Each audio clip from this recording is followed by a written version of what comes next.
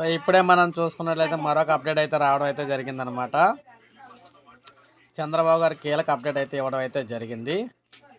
ఈయన ఏం చెప్తున్నారంటే ముఖ్యంగా సంక్షేమానికి సంబంధించి అదేవిధంగా సేవలకు సంబంధించి కీలక అప్డేట్ అయితే ఇవ్వడం అయితే జరిగింది. సేవల గురించి అయితే ఈయనైతే ప్రస్తావించారన్నమాట. తక్షణ సాయం అందించేందుకు సేవలకు సంబంధించి అన్ని రకాల సేవలు కూడా ఒకే చోట అందించేందుకు అయితే ప్రణాళిక అయితే రూపొందిస్తున్నట్టుగా అయితే చెప్పడం అయితే జరిగింది. అన్ని రకాల సేవలు కూడా ఒక దుక్కునే దొరుకుతాయి అన్నమాట.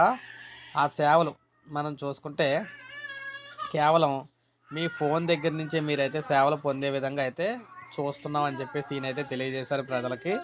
దీనికి సంబంధించి ఆల్రెడీ డెమో కూడా డెమోలు అంటే కొన్ని ప్రాంతాల్లో ప్రయోగాత్మకంగా కూడా అయితే పరిశీలిస్తున్నాం అని చెప్పేసి చెప్పడం జరిగింది. భవిష్యత్తులో మీరు కార్యాలయాలకు వెళ్ళే అవసరం అయితే రాదు.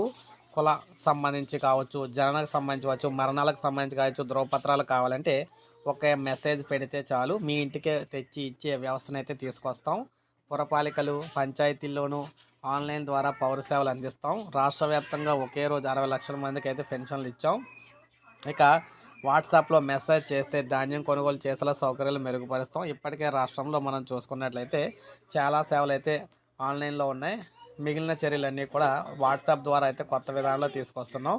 తొందరలోనే వాట్సాప్ వాడే ప్రతి ఒక్కరు కూడా గుడ్ న్యూస్. వారికి కావాల్సిన సేవలన్నీ కూడా వాట్సాప్లో మెసేజ్ చేసి పొందొచ్చు సో అని చెప్తున్నారు. సో ఇది మనకి లేటెస్ట్ అప్డేట్ అనమాట. ప్రజల కోసం అందించే ప్రజల కోసం స్పెషల్ సేవలు అనమాట ఇవన్నీ కూడా.